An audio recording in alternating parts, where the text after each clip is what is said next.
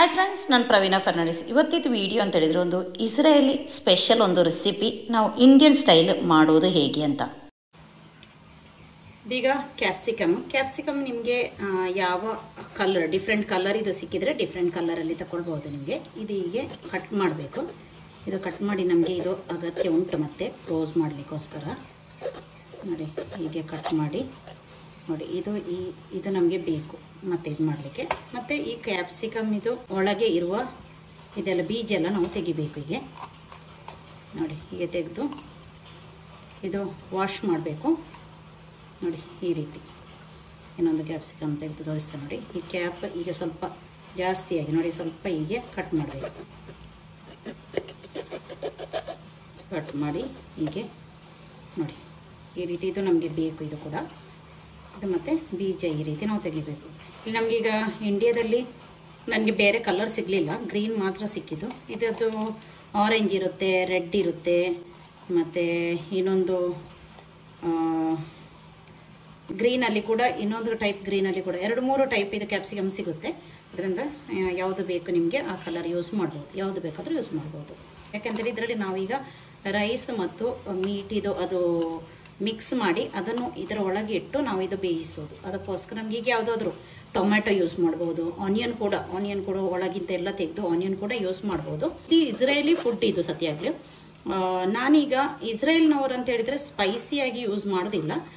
But ನಾವು ಇಂಡಿಯನ್ಸ್ಗೆ ನಮಗೆ ಸ್ವಲ್ಪ ಸ್ಪೈಸಿ ಬೇಕಲ್ಲ, ಅದರಿಂದ ನಾನು ಇದಕ್ಕೆ ಸ್ವಲ್ಪ ಚಿಲ್ಲಿ ಪೌಡರ್ ಮತ್ತು ಸ್ವಲ್ಪ ಮೀಟ್ ಮಸಾಲ ಮತ್ತು ಬ್ಲ್ಯಾಕ್ ಪೆಪ್ಪರ್ ಸ್ವಲ್ಪ ಹಾಕ್ತೇನೆ. ಸ್ವಲ್ಪ ಸ್ಪೈಸಿ ಇದ್ದರೆ ಮಾತ್ರ ಮೀಟ್ ನಮಗೆ ತಿನ್ನುವಾಗ ಸ್ವಲ್ಪ ರುಚಿ ಆಗುತ್ತೆ. ಇಸ್ರೇಲ್ನಲ್ಲಿ ಆದರೆ ಸ್ವಲ್ಪ ಬ್ಲ್ಯಾಕ್ ಪೆಪ್ಪರ್ ಅವರು ಯೂಸ್ ಮಾಡ್ತಾರೆ. ಮತ್ತು ಸ್ವೀಟ್ ಪಾಪ್ರಿಕಾ ಅಂತೇಳಿ ಸ್ವೀಟ್ ಇದು ಬರುತ್ತೆ ಚಿಲ್ಲಿ ಪೌಡರ್, ಅದು ಕಲ್ಲರಿಗೋಸ್ಕರ ಅದು ಯೂಸ್ ಮಾಡ್ತಾರೆ. ಓಕೆ, ನಾನೀಗ 6 ಕ್ಯಾಪ್ಸಿಕಮ್ ಕೂಡ ಕ್ಲೀನ್ ಮಾಡಿದ್ದೇನೆ, ಅದರ ಕ್ಯಾಪ್ ಕೂಡ ಇಟ್ಟಿದ್ದೇನೆ. ಇದೀಗ ನಾನು ವಾಶ್ ಮಾಡ್ತೇನೆ. ನಾನೊಂದೀಗ ಡೀಪ್ ಪಾತ್ರೆ ತಗೊಂಡು ಗ್ಯಾಸಲ್ಲಿ ಇಟ್ಟಿದ್ದೇನೆ. ಅದಕ್ಕೆ ಸ್ವಲ್ಪ ಎಣ್ಣೆಯನ್ನು ಹಾಕ್ತಾ ಇದ್ದೇನೆ. ಅದರ ನಂತರ ಸ್ವಲ್ಪ ಬೆಳ್ಳುಳ್ಳಿ, ಸ್ವಲ್ಪ ಸಣ್ಣದಾಗಿ ಕಟ್ ಮಾಡಿ ಬೆಳ್ಳುಳ್ಳಿ ಹಾಕಬೇಕು. ಅದು ಸ್ವಲ್ಪ ಮಿಕ್ಸ್ ಮಾಡಿ ಸ್ವಲ್ಪ ಫ್ರೈ ಆಗಬೇಕು, ಒಂಚೂರು ಬ್ರೌನ್ ಕಲರ್ ಬರುವಾಗ ಒಂದು ನೀರುಳ್ಳಿ, ಸಣ್ಣದಾಗಿ ಕಟ್ ಮಾಡಿದ ನೀರುಳ್ಳಿಯನ್ನು ಕೂಡ ಹಾಕ್ತಾ ಇದ್ದೇನೆ. ಅದನ್ನು ಕೂಡ ಒಳ್ಳೆ ಮಾಡಿ ಫ್ರೈ ಮಾಡಬೇಕು, ಒಂದು ಬ್ರೌನಿಷ್ ಕಲರ್ ಬರಬೇಕು. ಸ್ವಲ್ಪ ಉಪ್ಪು ಹಾಕ್ತಾ ಇದ್ದೇನೆ. ನೀರುಳ್ಳಿ ಫ್ರೈ ಮಾಡುವಾಗ ಉಪ್ಪು ಹಾಕಿದರೆ ನೀರುಳ್ಳಿ ಬೇಗಾಗಿ ಸಾಫ್ಟಾಗಿ ಸಿಗುತ್ತೆ ನಮಗೆ. ಅದರಿಂದ ನೀರುಳ್ಳಿ ಹಾಕಿ ಈಗ ಉಪ್ಪೆಲ್ಲ ಹಾಕಿ ಮಿಕ್ಸ್ ಮಾಡಿ ಫ್ರೈ ಮಾಡ್ತಾ ಇದ್ದೇನೆ. ಈಗ ನೋಡಿ ಒಂಚೂರು ಬ್ರೌನ್ ಕಲರ್ ಬಂದಿದೆ. ಅದರ ನಂತರ ನಮಗೆ ಅಗತ್ಯ ಇರೋದು ಅಂತ ಹೇಳಿದರೆ ಟೊಮೆಟೊದು ಪೇಸ್ಟ್. ಇದು ನಾನು ಮನೆಯಲ್ಲಿ ಮಾಡಿದ ಟೊಮೆಟೊ ಪೇಸ್ಟ್, ಅದರಿಂದ ಸ್ವಲ್ಪ ನೀರು ಥರ ಇದೆ. ನಿಮಗೆ ಶಾಪಲ್ಲಿ ಸಿಗೋ ಸ್ವಲ್ಪ ಗಟ್ಟಿ ಥರ ಇರುತ್ತೆ.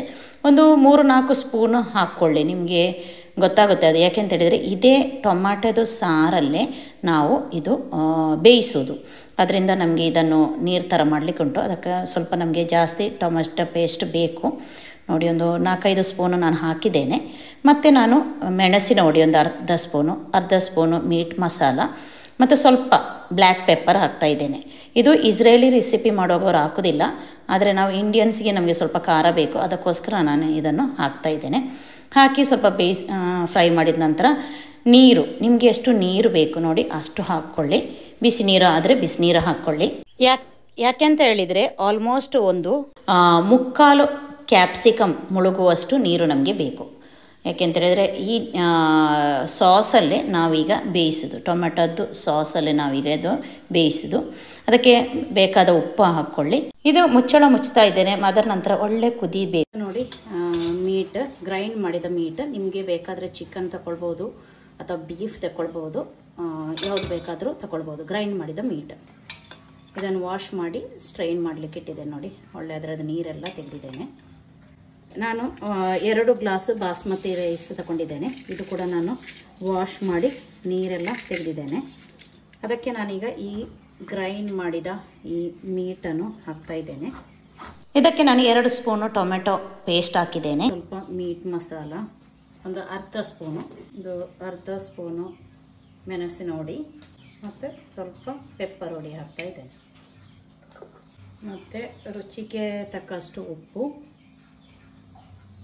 ಸ್ವಲ್ಪ ಬೆಳ್ಳುಳ್ಳಿ ಕಟ್ ಮಾಡಿದ್ದು, ಮತ್ತು ಕೊರಿಯಾಂಡರ್ ಲೀಫ್ ಸ್ವಲ್ಪ.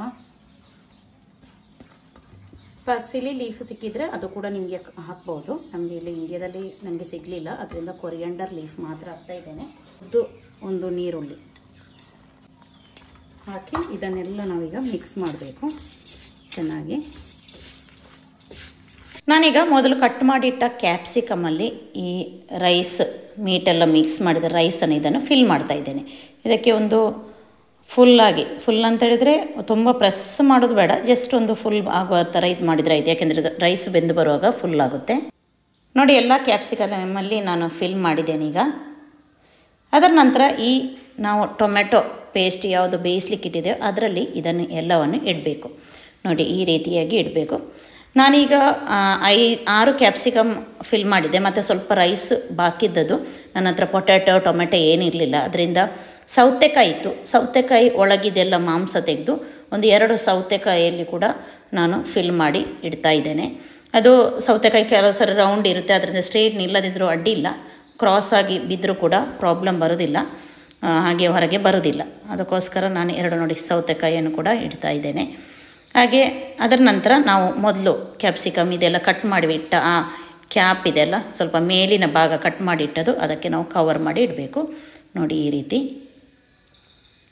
ನೋಡಿ ಎಲ್ಲ ಇದಕ್ಕೆ ಹೀಗೆ ಕವರ್ ಮಾಡಿ ಇಟ್ಟು ಅದರ ನಂತರ ನಾವು ಈ ಮುಚ್ಚಳವನ್ನು ಮುಚ್ಚಿ ಒಂದು ಮೀಡಿಯಮ್ ಫ್ಲೇಮಲ್ಲಿ ಇದನ್ನು ಬೇಯಿಸಬೇಕು.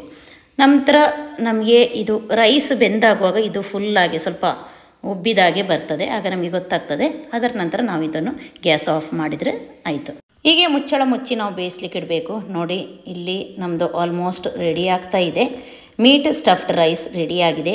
ಈ ವಿಡಿಯೋ ನಿಮಗೆ ಇಷ್ಟ ಆದರೆ ಲೈಕ್ ಮಾಡಿ, ಕಮೆಂಟ್ ಮಾಡಿ, ನಿಮ್ಮ ಫ್ರೆಂಡ್ಸಿಗೆ ಶೇರ್ ಮಾಡಿ ಕೊಡಿ. ನನ್ನ ಚಾನಲ್ ಇದುವರೆಗೆ ಸಬ್ಸ್ಕ್ರೈಬ್ ಮಾಡಿದರೆ ಚಾನಲ್ ಸಬ್ಸ್ಕ್ರೈಬ್ ಮಾಡಿ. Thank you.